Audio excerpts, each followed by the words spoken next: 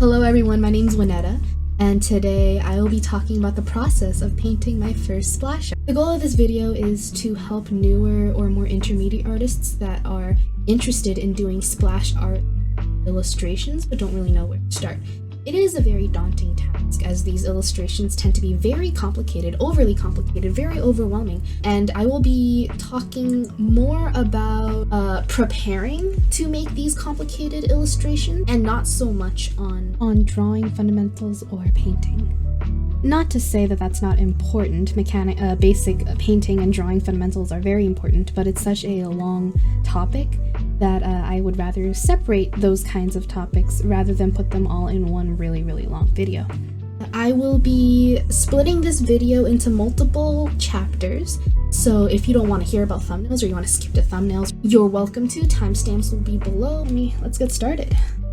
Alright, so the first step is to establish your limitations. Figure out what can you do, what can you realistically accomplish, and what can you absolutely not do right now. For example, most people tend to do the thing where they hide one eye, or they do poses that hide their arms, or hide their hands. And for art, that's just like easygoing, you just want to doodle and have fun, that's totally fine. But if your goal is to create something that pushes your boundaries, then I would say try to avoiding your hands, try and include both eyes. There's a huge difference though between pushing yourself past your limitation to an achievable level versus doing something that's just completely unachievable at your current skill level, right? So like, what do I mean? Because all splash art's hard, right? It's all equally hard.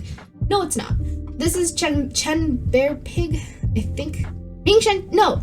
Oh no, it is Chen Bear Pig. Okay, I'm right. This is Ming-Shen Chen, fantastic artist. This illustration here, I would say like the difficulty of this illustration is ridiculous. It's a really hard illustration. Why is it really hard? It's got like a fisheye lens. The characters are foreshortened in a way that's very uncommon. You're probably more likely to draw someone standing up with like a regular horizon line, just kind of split down in the middle.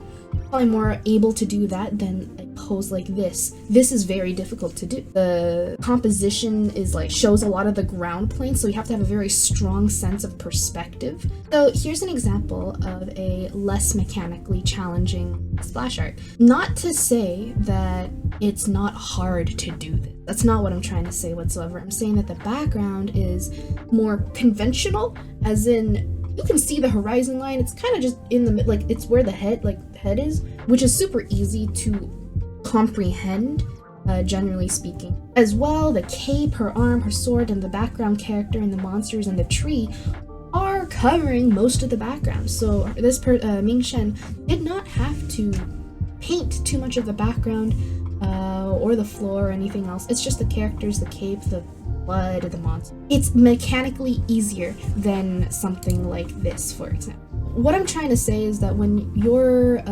trying to figure out what kind of splash art, your first splash art, and you worry about things like perspective or background, if that's your weakness, then for your first attempt, you can think about creating a composition that can help you out. Now, I'm not saying to run away from your problems, of course. If you want to improve, then most certainly you should push yourself to be able to do something like this in the future. But let me tell you, when you make your first complicated illustration, you're gonna have so many more issues than just perspective. There's gonna be so many hidden issues that you never realized that you needed to tackle. And so to save yourself some mental, consider your weaknesses and see what you want to tackle and what you want to save for another day. Now, that's not to say that all things that have backgrounds are hard. So what I mean is that 1-point perspectives are less mechanically challenging, for example, than 3-point wide-angle lens perspectives. If you really do want to challenge yourself and add like an interior of a church or something very complicated in your first splash, then you can most definitely, I would recommend a 1-point perspective, as I find 1-point perspectives pretty simple and easy to tackle compared to even 2-point or 3-point, of course. So I'm going to talk more about what limitations I had at this time.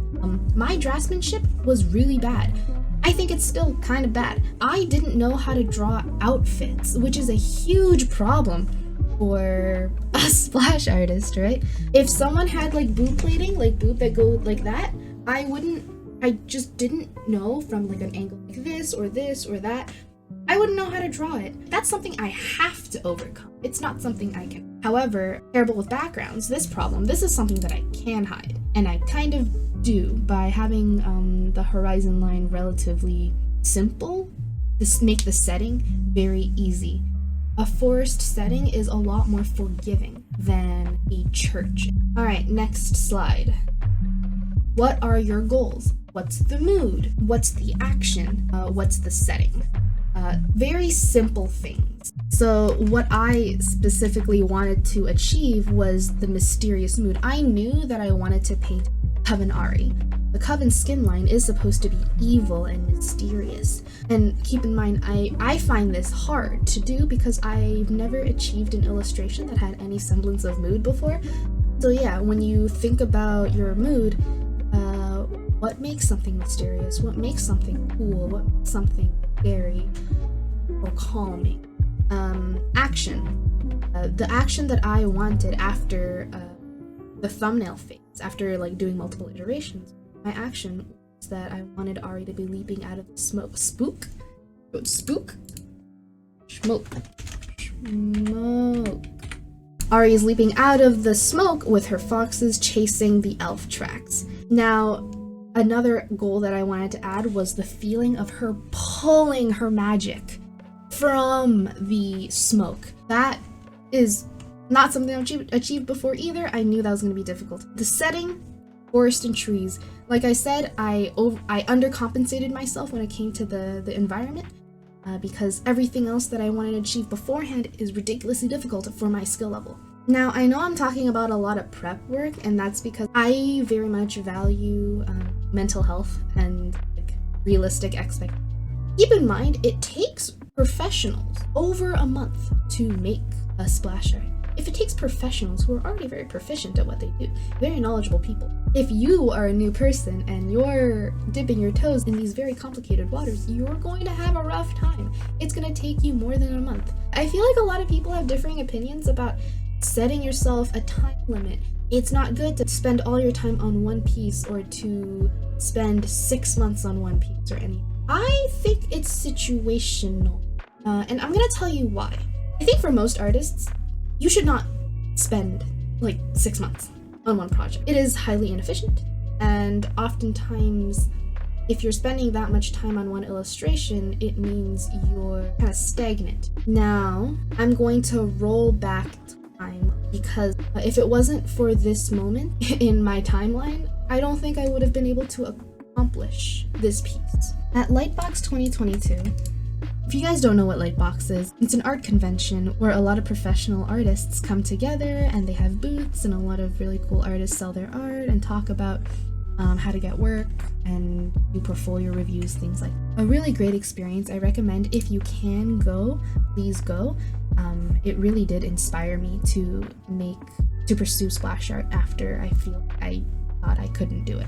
I spoke to a very wonderful splash artist, and he broke it down for me, telling me that this is the process and this is the end goal, right? And it's riot quality splash art.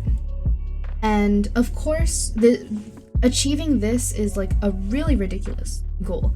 What I should do is that I should post my goal, right, on my wall or somewhere near me. Always remember that this is what I'm trying to achieve. He told me to not move on until I have achieved the quality that I needed to achieve.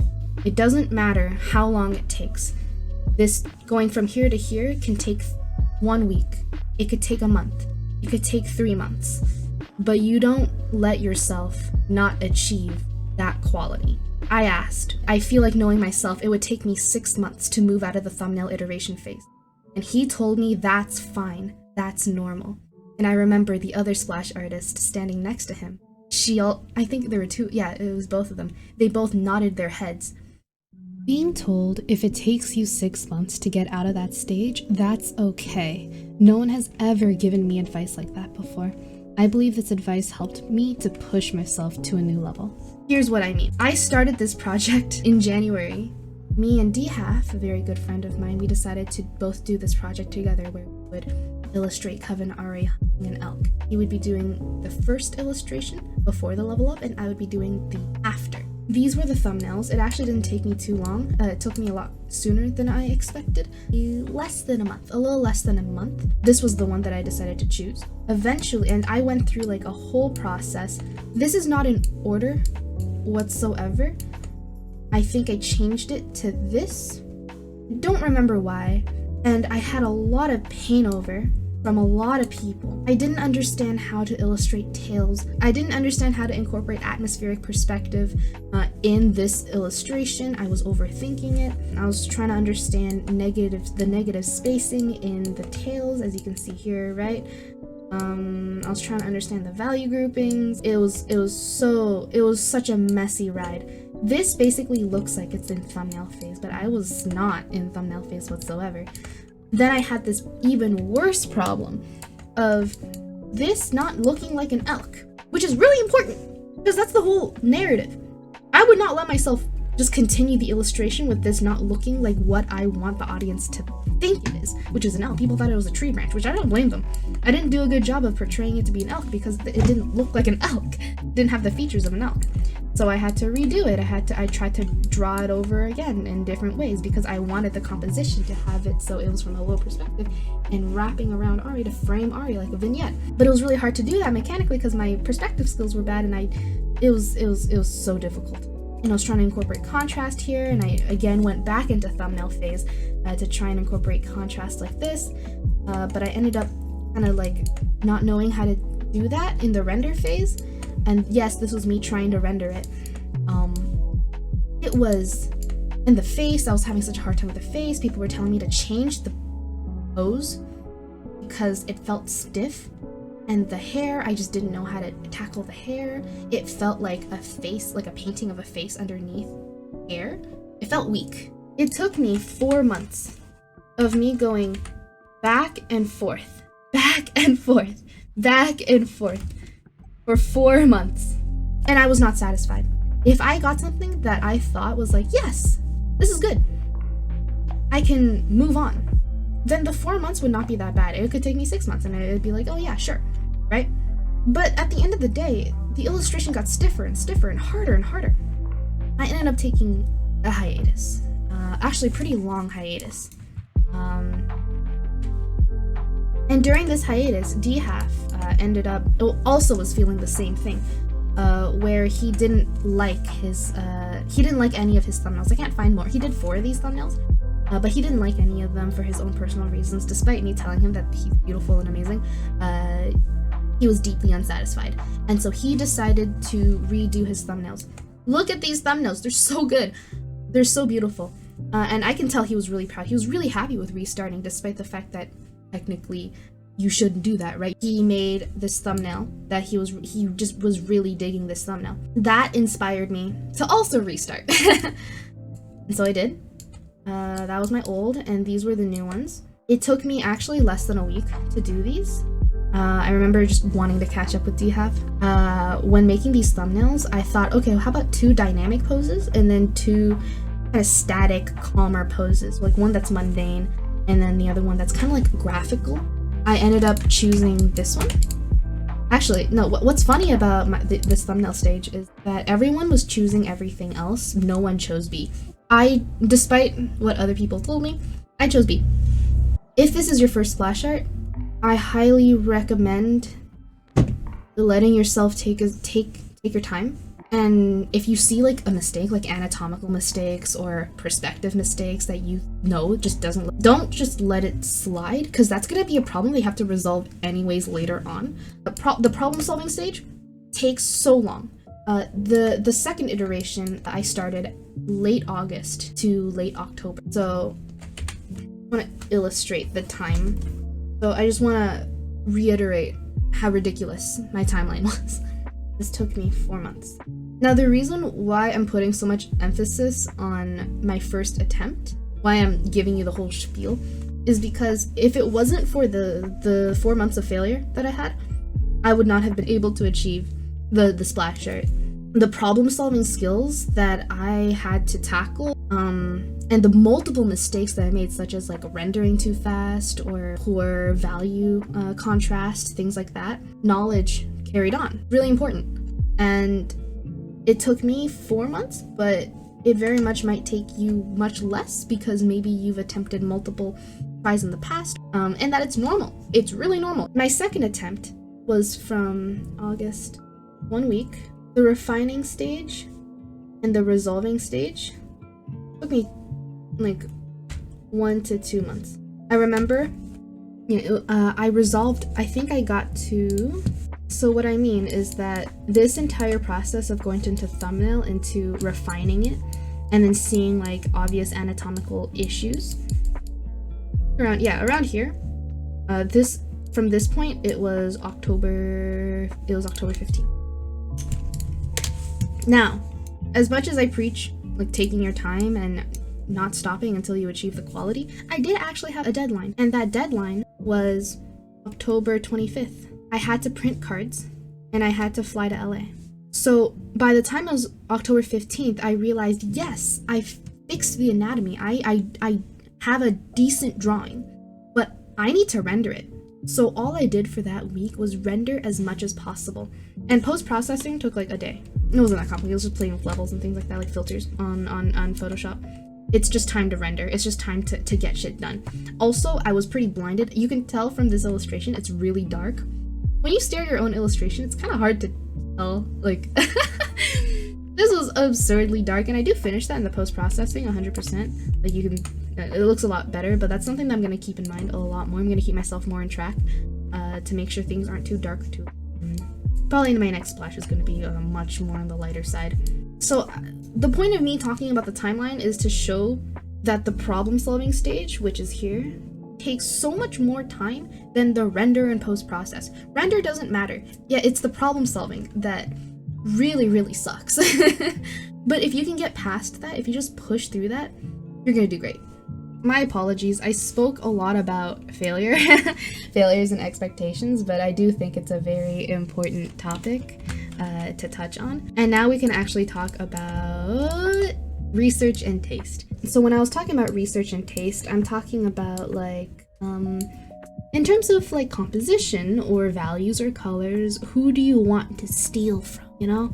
Do you like the way that Nathan Fox, like you like his colors, you know? Do you like the graphical shapes of Dominic Mayer, right? I hope that's how you say his name. Do you like the proportions of Bo Chen's faces? Yes, I do. Yoink those, or understand what makes those artists appealing. Compositions for League splash art is pretty self-explanatory, right? They tend to have higher or lower horizon lines, right? Like stream foreshortening, they tend to be more action-based. They tend to be very tight, and they tend to have less narrative than Legends of Runeterra card art or storybook art. They focus more so on the glory and beautification of the themes or character. So because my project took quite a long time, I originally was planning to make this for a Legends of Runeterra card, but eventually I shifted towards more splash art. I just thought it was a learning experience, and I clearly really loved the aesthetic of Alex Flores and his contrast of his value contrast. But once I show you, you can see that the value contrast that splash art has and Legends of Runeterra are too different to ignore. If I'd have to choose one or the other. I can't do both. Not in one piece. Pick and choose what rules you do want to follow. And if this is your first time making splash art, don't be too uptight about it. It's okay if you don't achieve likeness of a character. It's okay if the outfits don't match. At the end of the day, make decisions that make your illustration look good. Don't make illustrations to appease an audience or a company too much.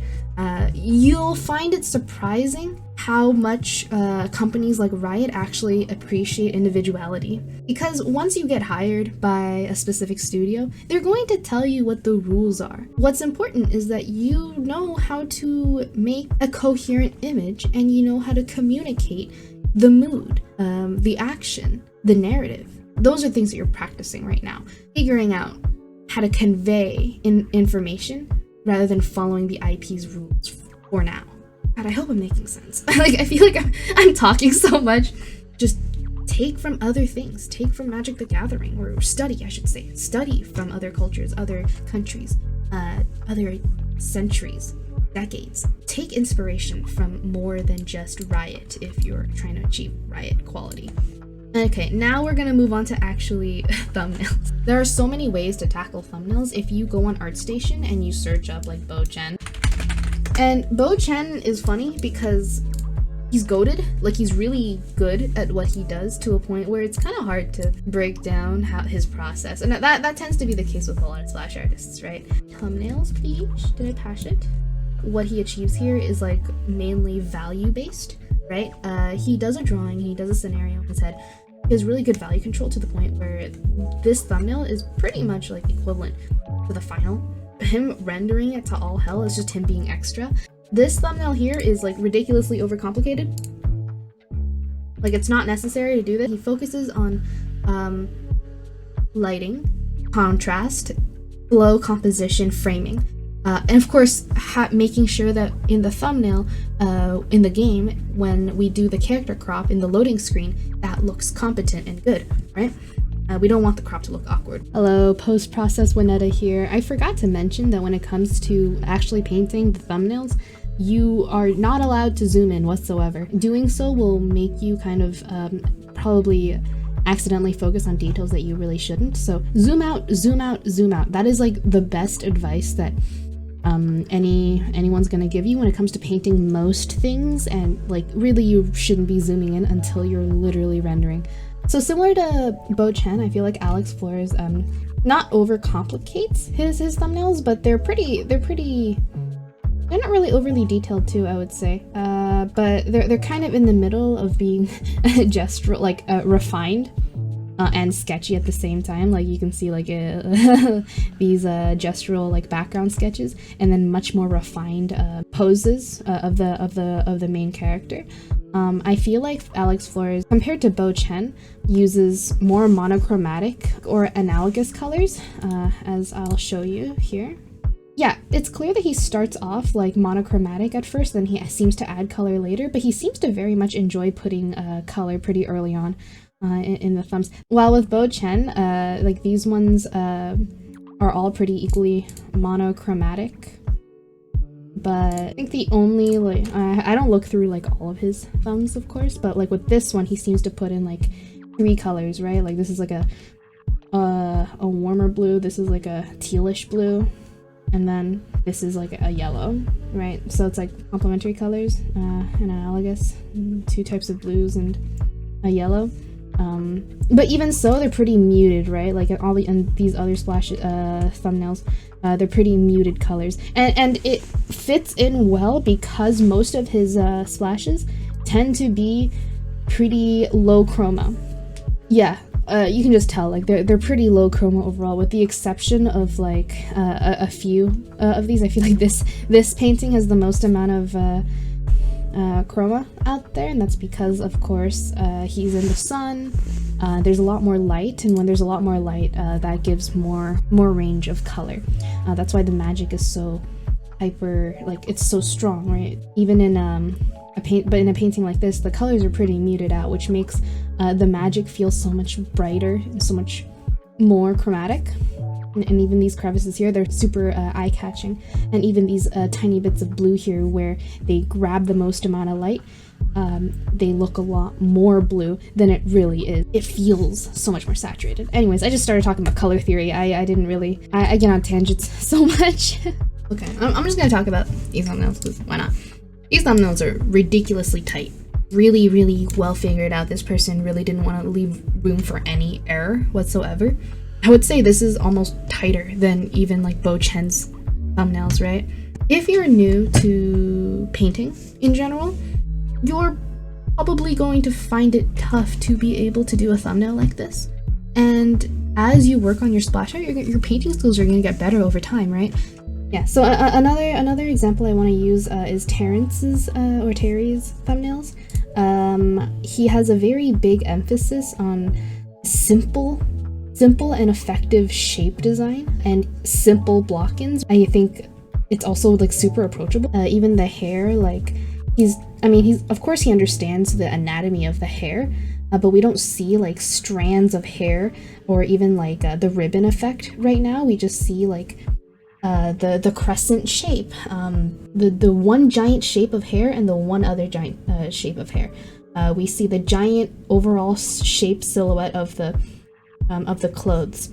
He simplifies it in a very beautiful way where he very much focuses on the appeal of the overall shape rather than the accuracy or likeness of like what the costume is supposed to be, as I think most people should. All the details or like specifics of what the costume design is supposed to be, that's something that you're going to focus on or fix later on. So when he paints it, all he does is really block it in, use like an airbrush or two, does a couple of swipes. It's overall just a smooth gradient. While Chen, I mean, this is a couple years old, he was a lot more detailed, right? He painted a lot of ambient occlusion. I think the only ambient occlusion really is in any of these paintings is the line art. I would say is for one, like line art you can consider here is like ambient occlusion, or like the right here. I think he very much, it's pretty obvious in this in this thumbnail that he really enjoyed the value contrast, and I think that's why he specifically made this thumbnail so dark underneath the legs. And he didn't really do like a very clean line work sketch until I think after. So that's his process. Let me show you what I mean. And he puts in a GIF process, so we can take a look at that. Yeah, so then he puts in a line work, and then he blocks in the values without the lines. That's sick. That's a cool process. Alright, now we're gonna move on to moving on after thumbnails, and to be honest, I don't really know what to say. I only made one splash art, and it took me 20 million years to even get it done. So I'll just show you the process, like the full process of me making the illustration. So we have this really loose sketch, right? And I try and refine it a little bit. I try and refine the line just a tiny bit and give it a little value contrast, and I bump it up with a pretty poor drawing. It's clear that I don't know how to draw foxes, of course. I make the very smart decision of ignoring it until I can't anymore, because I have a lot more problems on my plate. Ahri is looking a little bit rough. The composition of the trees feels a little bit too stiff. My goal here was that I wanted her to be jumping out of the shadows, and I wasn't getting that. Right, and at this point I was trying to balance like the League of Legends aesthetic with Legends of Runeterra aesthetic, and I was having a really rough time because, as we established beforehand, Legends of Runeterra tends to have this thing where it's a light background and a darker character silhouette foreground, right? That's like a consistent thing no matter what. So I felt like I needed to emulate that by doing that here. I didn't like it. I really didn't like it. Which is why I kind of deviated, where I'm like, this is no longer a Legends of Runeterra card art, this is more splash art. So I decided to just remove that, put a tree behind her instead. I was very much resembling Flores' her illustration, where the value of her hair, despite it being, you know, blonde, is basically like almost the same value as the background. Yeah, I very much wanted to emulate this feeling of ash coming out of the shadows into the light, asking glory. Getting gold. Getting gold in League of Legends. No, wait, no, this illustration was for like donation, right? But she's coming out of the shadows, and there's like a rim light over her head, so it's still readable. So that's what I was planning to do. Added a rim light, and then continued the illustration without worrying too much about the rule of what I'm supposed to achieve through Legends of Runeterra card art. Also, of course, at this stage, I very much fixed the anatomy problem. I sent this around to a few artists who noted, like, yeah, it's kind of weird. I'm like, yeah, it is. So I just redrew that. Along the way, I redrew her little flappy thingies. I think I've repainted Ahri like at least 3 times over, and I repainted the background obviously like so many times, like a tremendous amount of times, like at least 5 times. The smoke, I just did not know how to tackle. And so I just used some reference, like it didn't end up being like smoke as we understand, because smoke doesn't really have any hard edges, but I wanted to feel like thicker, and it was hard to get like real life reference. So I ended up using, you know, Senna's like smoke. I implemented that, yeah, basically on the last week of the illustration, pretty last minute. And I used post-processing. I used the levels and curves to lighten up the illustration. Luckily, I didn't go straight to black. I very much did add color into the shadows, albeit the tiniest amount, and it makes the illustration look so much more beautiful. And rendering was a piece of cake, at least at the time. Like, it might not be a piece of cake in the future. Now I'm gonna talk about how to improve my splash art, because a lot of people might look at this and be like, oh my god, it's really good. And like, it's okay. I think I did a pretty good job in this area. Like, if you just crop this, like, this looks fucking tremendous. Like, yeah, I did a good job here. Problems. Why is this crow lighter than the tree in the background? I'll tell you why. Because I thought too hard. You can see that this crow was darker than the background. The background was lighter at this point in time. But I don't know why I like got scared.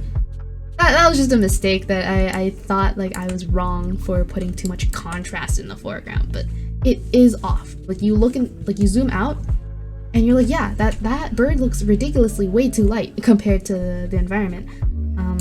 The perspective of Ahri, she's like a little bit turned, like we see a little bit of her underneath, right, her underneath her head, and yet like the foxes look like they're straight on, like there's not a lot of consistency there. The fog, it needed more soft edge. It very much did. I could have put like a soft edge here, right? I could have put soft edges here. That I did put soft edges here, but like not enough. It's good shape design, but it didn't feel like smoke, which yeah. There's too much contrast in the darkness here. Like we don't need these dark things here. If I were to take an airbrush, I'll just do it now.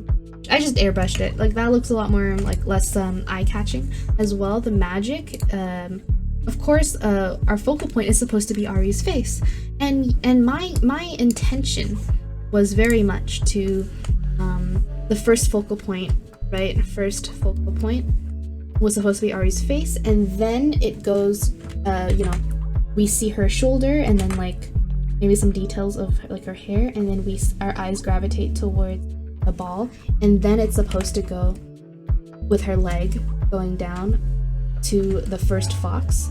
And of course, eyeballs are very they're very eye-catching. With the leg sweeping over, we can see both the second fox and the bird. The bird's beak points towards Ahri's face. That was my intention. I don't think I executed it well enough though. As this ball, the value and color contrast of this ball is far too great. I should have toned it down. Yeah, and maybe I could have done something to make it so the fox, we could see both of his eyes instead of one. Maybe that would have been a little bit more eye-catching, because this bird is a lot more eye-catching and like a little bit too distracting, way more distracting than I intended him to be. Speaking of this bird, I intentionally did this at the time where I felt like the flow of the bird and the tree, I wanted to feel like connected. Unfortunately, this turned out to be a tangent. Oops. So, yeah, a lot of problems. Also, I just need to learn how to paint trees. And I didn't really do a good job of establishing the. I mean, I kind of did. Just overall, like the horizon line. I feel like I didn't like the foxes. Horizon line. Yeah, those are my self-critiques. Right, I didn't talk about the composition of Legends of Runeterra. What I did was that I took a bunch of illustrations that I personally liked, and I do what I usually do with compositions, and I sort them out. So this is something that I think I'll make another lecture on. Because I think doing this kind of exercise really helps me understand the tool, like what composition is. So like putting all of these things together, I can see like the common patterns and framing tools that Legends of Runeterra tends to implement. Oh yeah, like these graphical, like flat illustrations, they look so sick. I just took these out of memory and went on the site and just grabbed a bunch of these semicircle slash illustrations, and then you can just look and see like what tools they made to make to frame the main character, right? It's actually really effective. It's a ridiculously effective tool, a semicircle magic slash. Oh yeah, I guess these illustrations were I just named it Flow Whoa. Yeah, that's pretty cool. The composition, at least how I like to see it, is like an S shape to, yeah, it's like an S shape to Yasuo. Very cool. C curves and S curves, just pointing and framing Nami, and Nami herself being an S curve. Very, very nice. Same here. Yeah, so good. I think Legends of Runeterra card art is a lot more fun to study rather than splash art, because they often implement so many more tools that splash art wouldn't. But you can see like this artist is pretty smart, right? Like sun beaming down, so there's a lot of like light contrast, and there's sand everywhere, and that sand is going to be light as well, so they put a slab of concrete to offset to like show the silhouette more, right? So that's a really good tool. Oh, backlit. Because there's a lot of just airbrushy like backlit light that's coming from behind the silhouette, which I think looks great. That again, another tool under your arsenal if you want to make the silhouette pop out more. Backlighting. So I call these diagonal dick comps. This has stemmed from a long running joke about anything that in the composition that's just a stick to me. I just call them peepees. These are just these are both pretty similar compositions. This one's a little more straightforward, right? Where it's just two, like, it's just lines coming out diagonally. So the flow is just psh, or psh. Actually, I'm just gonna, there you go. Now they're both same direction. Yeah. Hey, wait, that looks kind of sick. Look at that. Wow, they're both fighting each other now. Yeah, these are both the same composition if you think about it. You can see counterflow here with the clouds. Yep. And counterflow with the sail here. Counterflow is pretty important. I don't really know much about it, but counterflow exists. That's something to think about. The value with the wings kind of going into the back as well are another thing that this illustration doesn't really have, but they do. No, they have it with the strings here, kind of pointing towards Alawi and framing Alawi's head as well, and the sail catching a little bit of light here. Contrasting to Alawi's hair, that also like there's a lot of checkerboarding values here, right? It's good, very cool. Things to think about when you're studying composition is to think about the horizon line, how horizon lines change the mood. This is one of my favorite illustrations. It's so beautiful. Now, something that I realized during my Ahri splash art journey is that I really do prefer illustrations that have a strong sense of light that's casted. Like this hand here that's lit like that, and this hand here that's lit like this. So sexy. It's so good. I love that, and I think that's why I ripped off Alex Flores and put like a hard like shadow line here on the face and the chest and the leg. It's just something that I really like to do, and that's something that I kind of think I want to do for my next splash art too, but we'll see. I'll make a bunch of thumbnails. I'll write out a bunch of scenarios, and we'll see what I do next. Another tool here is that this person, ooh, yeah, beautiful.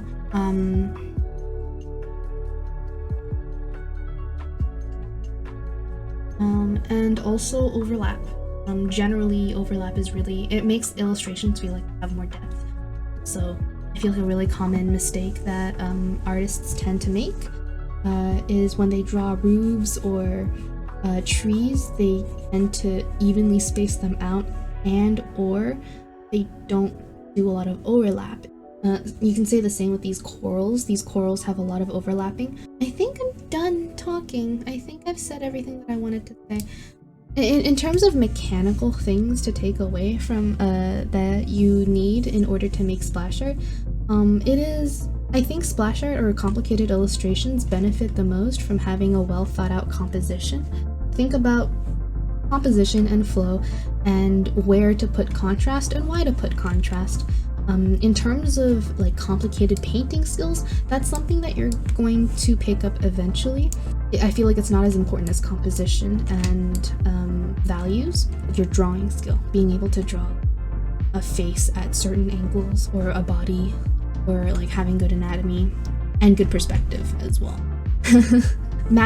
Painting magic is something that I actually really don't know how to do yet. What I did here was just use color dodge layer. I used color dodge, I put in a little bit of like color, like hue shift, and I just tried to paint. I think what sells this orb more is the smoke that surrounds it, but I was not able to convey the magic that like a lot of Ahri splashes have. Really difficult, and it's a new skill. Painting VFX is something completely different, I think. But I am taking a splash art mentorship soon, so anything that I will learn, I will talk about it eventually. I want to make more. I want to make more splash art. I want to do more. But it can be very taxing at times, challenging. But yeah, thank you so much for watching my video, my very incomprehensible video of how it was like to make my splash art. Let me know if I missed something, or if you want me to make a video on a very specific subject. Please subscribe to see more content in the future. It really motivates me. And thank you for everyone who left a really nice comment on my first video talking about line art and draftsmanship.